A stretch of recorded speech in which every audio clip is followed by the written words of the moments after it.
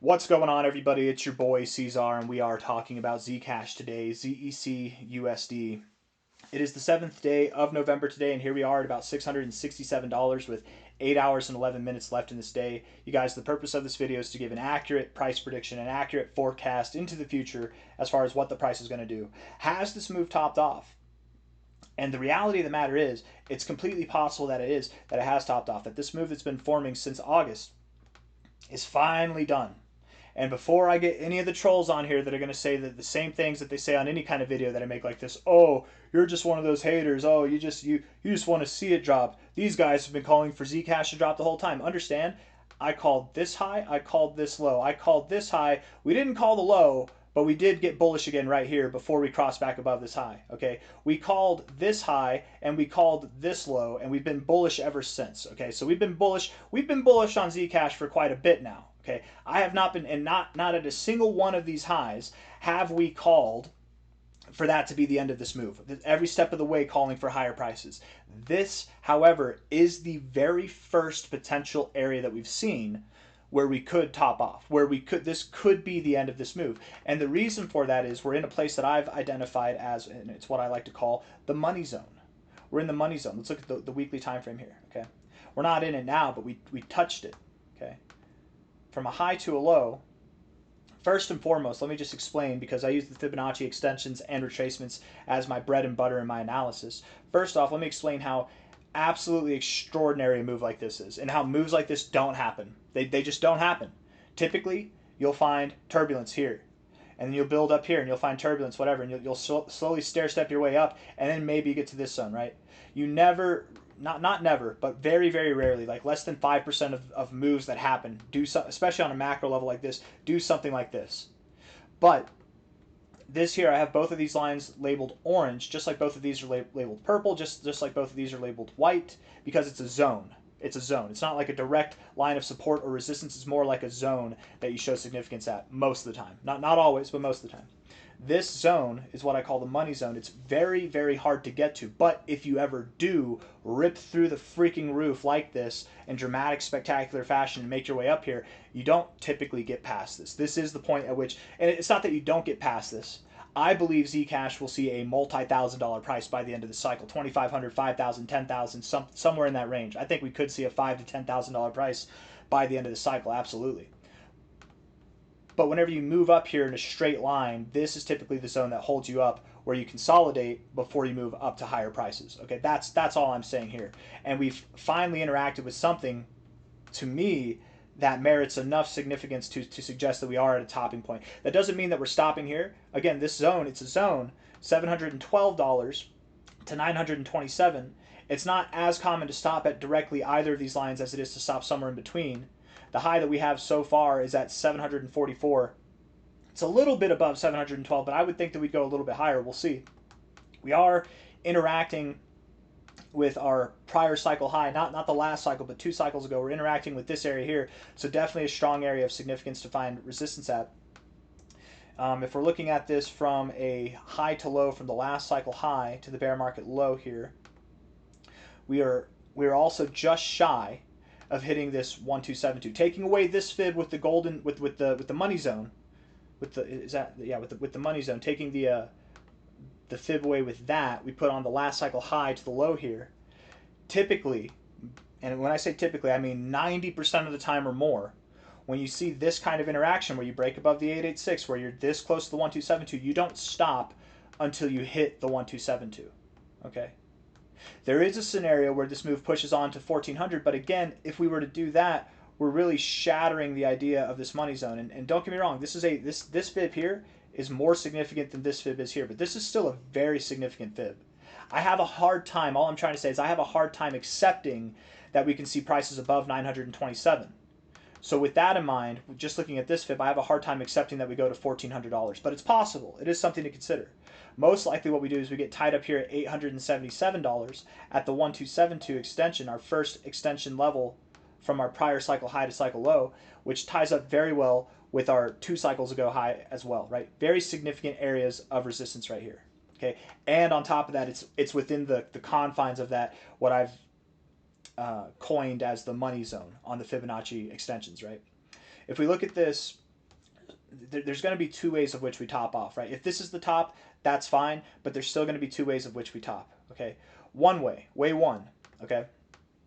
We move up like this, and we have like a blow off top, kind of like this here, where you just move up straight and then boom, then you're moving down, right? You're moving up straight and then boom, you're moving down. Or number two, it could be something like this, where you have a significant peak, you get a lot of volatility, you drop off, but then you have a slightly higher high, and you get some bearish divergence. So in other words, whenever it comes to this next level, $877, whenever it comes to that price that is in line with this high over here, we might continue to move at this consistent pace. We might just continue to move. Maybe we just move up in a straight line until we get there, or we could consolidate a little bit beforehand, get another pump, a nice little pump here where we form some kind of slightly higher high, and then in our indicators we get a lower high, we get some bearish divergence, just like we did last time here, right? Again, look, we moved up, very nice move, consolidated for a little bit, and then you moved up higher. You had some bearish divergence, and that promoted the what has been the longest consolidation phase, which it really wasn't that long, but the longest consolidation phase throughout this whole move, right? I would assume that with this reading here, there is more to go to the upside, but we are very hot in our readings, in our indicators. It might be time to start cooling off, right? But there's no signs of that yet on the daily time frame. Just some thoughts, okay? Let's look at the 1 hour. We'll zoom out from there. I'll give you guys my thoughts based off these indicators as well in the short term. I think this is vital information, what we're about to go over. So looking at Coinbase, first and foremost, again, we're in the money zone here. I've got the fibs pulled up. That's the money zone right there. It's a lot of volume. On a 1 hour perspective, as far as Coinbase is concerned, that is the most volume in a 1 hour time frame that we've seen since our last major drop here, right? Which again, this was kind of at the beginnings of what was the longest consolidation phase throughout this run here, right? Might we do that again? It's very possible. That was back on the 10th. Dude, this is the most, we're seeing volume that is comparable to what happened on the 10th. That's wild. That's wild stuff, you guys. Now, that doesn't mean that the high is in. That doesn't mean that it's here right now. It could be a signal. But it's just something to be aware of, right? A lot of volume at the top is not necessarily what you want to see. That typically means that the top is in, or that we're very near the top. 1 hour RSI, there is bearish divergence, and that could, and likely does, allow the price to pull back here to $300 or $637. Typically with bearish divergence, you don't pull back to the price and bounce there, but you can. Typically with bearish divergence, you move back to the price and actually through it. So it's very possible that we find support somewhere between about, let's say, 640 to 592, maybe just below $600, somewhere around there. Okay, that would be my expectation. Again, actually, I want to say this bearish divergence where you have a lower high, it's only actually bearish divergence if this 1 hour time frame closes red. We do have 4 minutes left. We're only down 3.2%. If in the next 4 minutes we can pump up and close green, while we do have this look of bearish divergence, it's not technically there until we get a red hour to close. So it is looking like we're going to get bearish divergence. Therefore, likely by the time most of you watch this video, we've probably already made a move that does take you below $640. Probably. I do anticipate that we will find support here and that we will move up higher. Okay, I do anticipate that personally. But again, this could be the top. If this is the top, what level would we have to break below in order to validate that this is the top? We'll get into that. Okay, we'll get into that. We're not in the point where we could get into it now, but that would be a good segue. But I wanna stay focused here. Okay, stochastics are coming down a little bit. Looks bearish, implied, right? Bearish divergence on your MACD. You have bearish divergence on the MACD and on the RSI, and the stochastics are coming out of the overbought zone. All bearish implications that suggest that we are going down rather immediately. We're on the 1 hour time frame. This isn't significant. It's the 1 hour time frame. In a day, in 12 hours, all these indicators can be reset in literally like 8 hours. It can be reset and we could be moving up again. So just because it's bearish here, just like here, you had a little bit of bearish momentum there. You had your move. It lasted for 2 hours and then you started moving up higher. We consolidated. That lasted for about a half day and then we started moving higher, right? So you don't need a lot of time to reset your indicators here. Okay, that's all I'm trying to say. 4 hour time frame. Look at this. MACD still building bullish momentum. 2 minutes left. I'm just curious, like how, because you were down 3.8%, now you're only down 2.4%. Do we come up? Are you going to close this hour green? That would be so. And I think this is also the 4 hour close. Yes, it is. So let's look at the 4 hour as well. I'm going to delete this white line. You know what? I'll delete the fibs. We'll leave the white line because that's the area, that's the line in the sand of which we're going to go back down to, right? It's something there or lower, probably. Probably is what we're thinking, right? 4 hour time frame as far as the RSI is concerned, you're at the 85 level. Now, typically does not mean always. But typically, when you get this deep in the RSI, it's not just a one-off in price, right? Maybe it's a one-off in the RSI, you move up here and then you're done. But if you notice, that wasn't the top. The top actually came after, and that was when you formed bearish divergence. Typically, when you get this deep in the overbought zone, there is more to come for the price, right? Typically, right? You got here, you stopped off, you cooled down at this level in the price. Was that the area of which you stopped? No, you moved up a little bit more, and then you really started to consolidate. So again, the idea here being that we move up a little bit more, but then we probably start to consolidate. That's my thoughts. We could move down first, and again, how low do we go? Is it 640? Is it 600 itself? Do we move all the way back down to 480 and then we have one last move up? I don't know. Things can get very volatile. But I am theorizing that regardless of what kind of volatility comes our way, whether it's minor, whether it's significant, whether it's dramatic, I would think that we do have another high and likely higher prices to interact with. But again, not financial advice, not a financial advisor. I would think the next time we interact with prices that are above this level here, that'll be the last, that'll probably be your last drive of bullishness for Zcash until it consolidates and resets. And that consolidation will likely take, I think, 2 weeks or more. Likely, honestly, if we're just being transparent, it would likely take around 6 weeks would be my thought. About 4 to 8 weeks there, somewhere in that time frame. But at least 2 weeks. It depends. Crypto's crazy sometimes, man. But it depends. Depends on a lot, and I'll be making videos periodically throughout these weeks to hold your hand and tell you what my thoughts are as far as what the price is doing. The stochastics here are very bullish. There's nothing bearish there, and there's nothing bearish about the MACD either.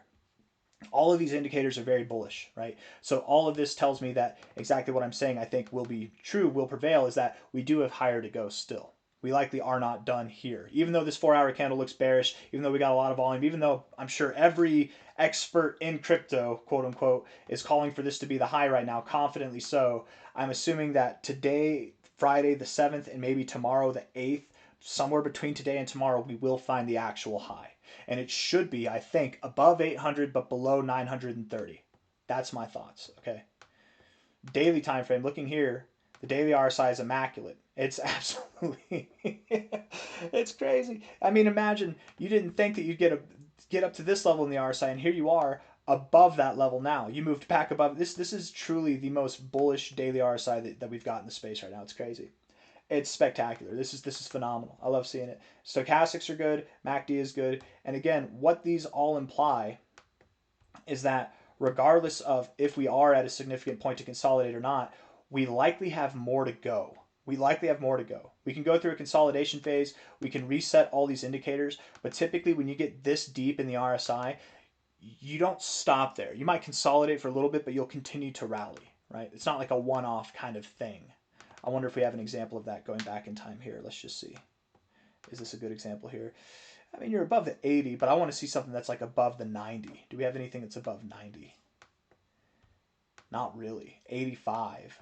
Getting to the 90 here. You know, this might be a good example right here, right? This might be a good example right there. Whenever you got, you know, or even here, when you got to like just under 85, you consolidated for a while, but there was still more to go. You got to these deep readings again, you consolidated for a little while, but there was more to go, okay? And then once you got to these deep readings, you consolidated for a little while, there was more to go. And what happened here? You did not get to those same deep readings. It was a weaker reading by far. And that marked the true top. That was some significant bearish divergence, right? So I do think that what I'm not forecasting is how powerful the next move will be. I'm forecasting how powerful this move is, and that likely implies further bullish tremors down the line. We might consolidate for a couple of weeks or more, but then move up. And I truly wouldn't be surprised. I'm actually looking back at this. This might be exactly what we see. You know, as a consolidation phase, it's something like this, exactly like this, or like this. How big of a move down are these? And this is coming off of dramatically less pumps, but still, 36%. From a high to a low, 51%, and then you still moved up higher, right? Before you actually had your cycle high, last cycle from a high to a low, you had another 42% drop. These are significant movements, right? So just be aware. If we do go where I think we're going to go, which is like somewhere above 800, let's just say we're at 800. If we're higher, then this is going to be pessimistic, right? A 30% drop takes us to 557. a 50% drop takes us to 403. We could see further drops than that. We could see a 60% drop or a 70% drop. That's not uncommon in altcoins in a bull market. We could back test this area for support and drop all the way back below $300 and still rally afterwards. Now, I doubt that we're going to drop all the way back here and then progress higher. I would think that we do probably hold support somewhere around $400 to $500. But we probably do go back below $500 at some point. We probably back test our last cycle's highs for support and then continue to rally. And once we've done that, once we've consolidated for a couple weeks or more, then it's time to start thinking about higher prices. I want to wrap up the video here. I want to leave you guys with some closing thoughts, okay? I've given you a lot to think about, I hope, right? We're at points of resistance, what I would call the all-time highs. Yes, I know the all-time highs are up here, but I think that's fake price action. I would call this the true all-time high. So I'm going to say that you're at your all-time highs. Significant area for resistance. From your low back in July, here we are, 43x higher. You did a 43x move since July. So July, August, September, October, November. 4 months. 4 months, okay? Not really. Wait, July, August, September, October, November. Yeah, it's been 4 months. You got a 10x on average per month because you're at a 43x right now. This move likely tops off a little bit higher than $800, so you're probably going to see a 50-something x overall. The consolidation that comes with this will likely not be short-lived. It will likely be a month long or longer, okay? So just understand, if you're buying here and you're buying for the long term, over the next month or so, you're probably going to have significantly cheaper prices, right? This is probably a better time to get out than it is to get in. But with that being said, is it the best time to get out? I doubt it. I think that you go up just a little bit higher, and I think the key really is right here. From a high to a low, I think we're nailing it on the head perfectly. $877. That's where I think we're going to go. Give or take $20 to the upside. Probably not to the downside. Probably to the upside. If we're not at 877, maybe we're at 900. But somewhere in that area right there, directly correlated with this high here, significant resistance, my friends. And then we complete the W, right? The W here, which W's typically complete themselves once you've interacted with the high or even gone just above there. For a while there, we were actually considering we could go all the way up to $1,400. And it is possible. It's something to consider. Not financial advice, not a financial advisor. If you think, like I do, that the price will top off at 877 or hereabouts, and you sell, you better not FOMO back in at $1,400. Because again, we see typically 30 to 60% corrections, even in the most spectacular moves. From here, a 30% correction would bring you back down basically right to that same level at $900 right there. It'd be very, very close. And that's on the low end. If we saw a 60 or a 50% correction, that'll bring you down to the current price here. So even if you sell at 877 or 900 or 800 or thereabouts, and it does push up to 1400, the likelihood that you would at least come back down to these areas to find support and you'd get a chance to buy back in at the areas you sold would be there. So there's no need to chase, okay? There's no need to chase. If you're going to sell, not financial advice, not a financial advisor, do whatever you want. I keep saying it. Do whatever you want. But if you're going to sell, I think this is a great opportunity to take a coin that's outperformed everything so far and put it into something that is down tremendously. The average altcoin is down tremendously right now. So there's a real serious plays to be made here that can really stand to benefit anybody except for the people who are buying here. If you're buying here in the short term, you can stand to benefit. But if you're holding for the long term, if you're holding for the rest of the cycle, just understand there will be some volatility over the coming weeks. I don't have anything else that I want to say. I think I've talked enough, man. So I'm going to end it there. Hit the like button, subscribe. You're in the 90s on your monthly time frame. You're in the 90s on your weekly time frame, and you do have, I guess you don't have bearish divergence, but you have a potential double top here. This is probably going to be the week where we do start to consolidate, and you are in the 90s on your daily. 90s overall. Very bullish, very magnificent movement, but I don't think anybody has any business buying here. The only people who are buying here are emotional, and they're FOMOing the top. And they're likely going to be the exit liquidity for the people who bought down here. Don't do it to yourself. Hit the like button, subscribe. 877, that's the target area. I'll see you on the next one. Bye.